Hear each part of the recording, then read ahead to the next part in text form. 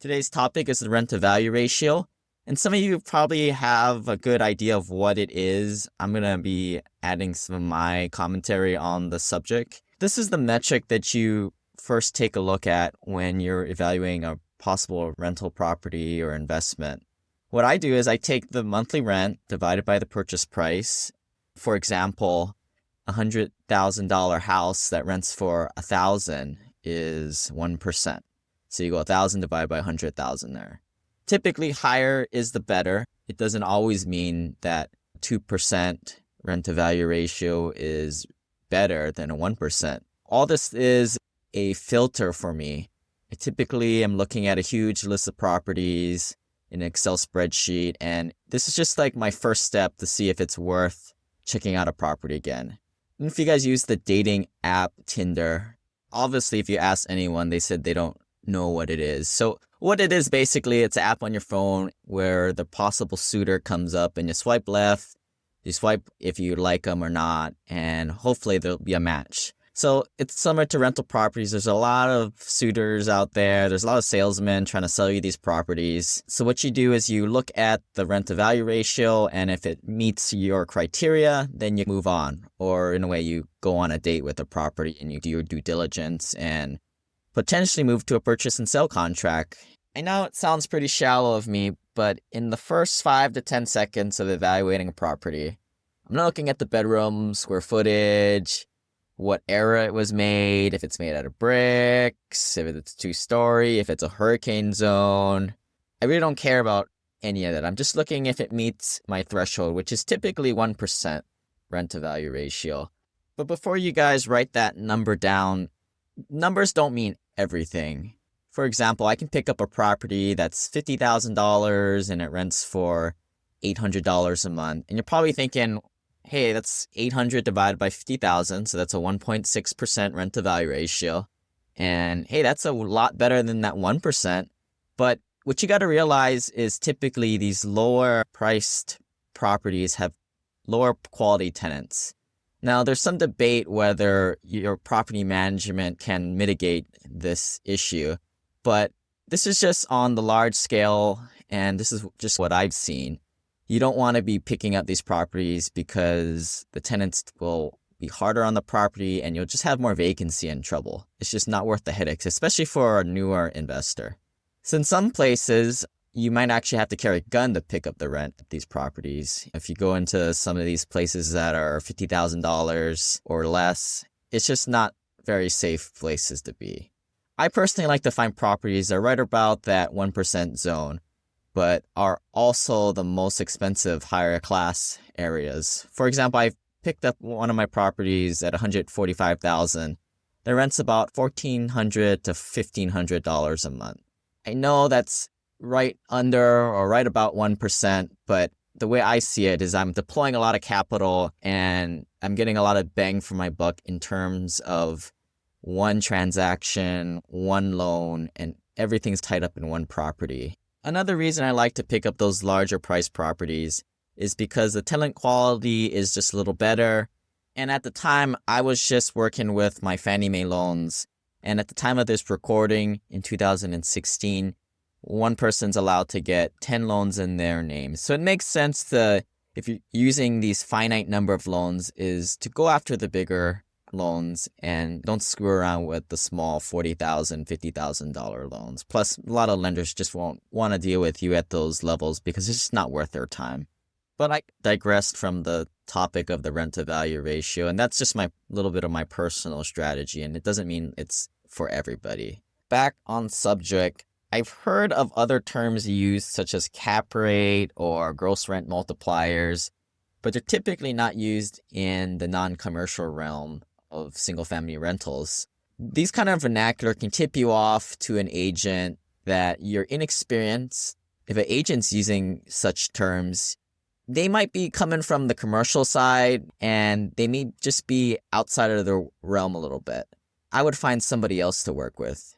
If you guys go to the website, there's a graph there that I put together some pretty typical prices to rent ratios on a graph so you can see how the trends go.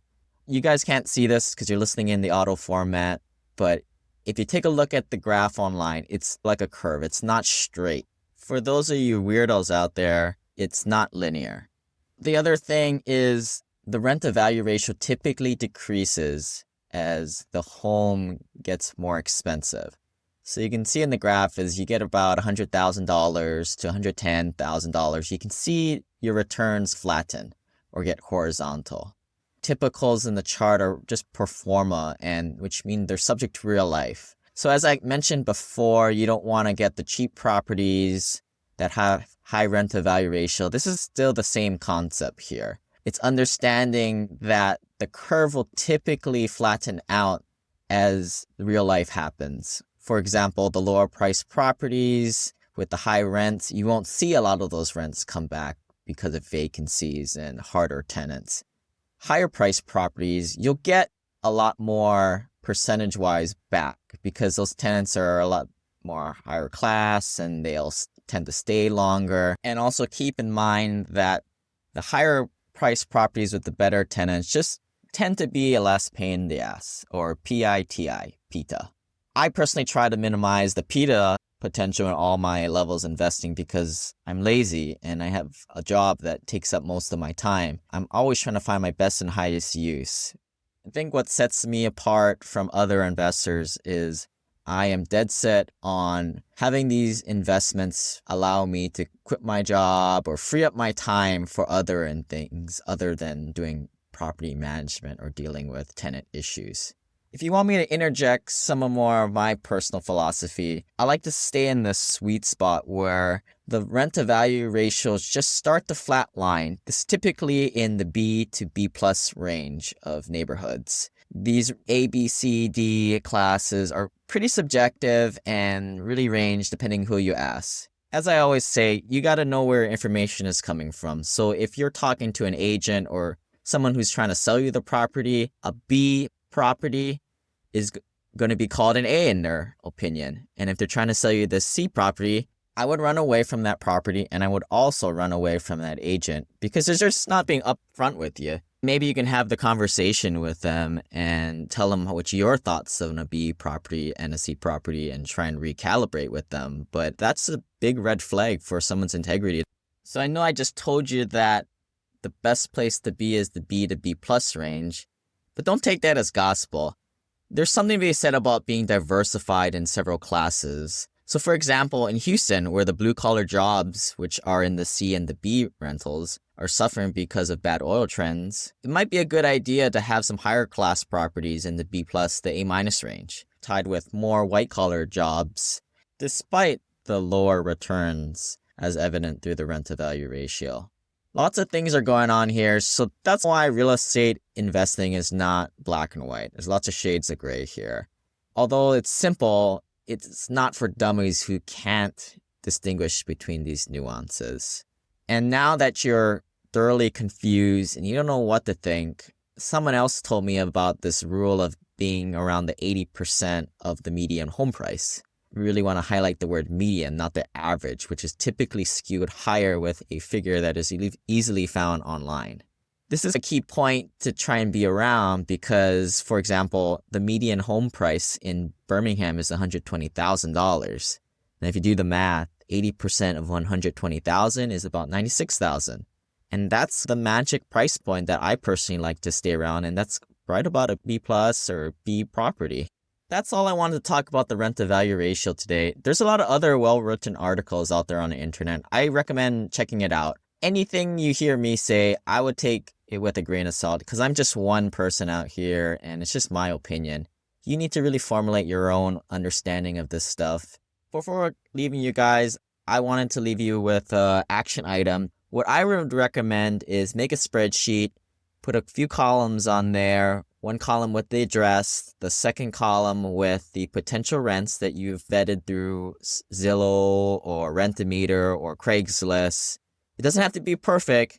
And take the third column and try and figure out what the market value of that property is. And just do a quick formula to figure out the rent-to-value ratios. If you're so inclined, make a graph too. Just start collecting data points. There's really no way to understand this more than to do this little exercise. And I know it's a little tedious, but it is what it is. You got to do the hard work, or it's not really that much hard work. I'll see you guys next time. Please subscribe to the blog. Please leave a review for the podcast. And if you're really that curious, go ahead and download Tinder if you really haven't used it before. All right, see you guys next time. Bye.